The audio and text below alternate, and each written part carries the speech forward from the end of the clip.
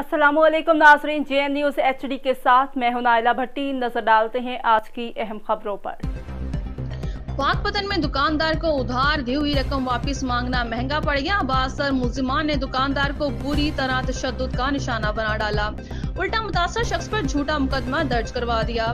Report कर रहे हैं पाकपतन में थाना चकबेदी के इलाका चक पतासा में पेश आया वाकया, जहां पर दुकानदार ने उधार दी हुई रकम वापस मांगने का तकाजा किया तो बाअसर मुल्ज़मान ने दुकानदार को आने राडों और सोटों से बदतरीन तशद्दुद का निशाना बना डाला। तशद्दुद की वजह से दुकानदार की टांग टूट गई।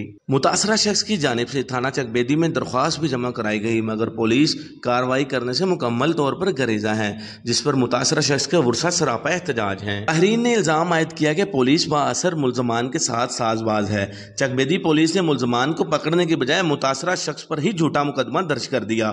मुतासरा शख्स के वुरसा ने IG पंजाब और RPO साहिवाल से वाक़या का नोटिस लेकर इंसाफ फराहम करने का मुतालबा कर दिया।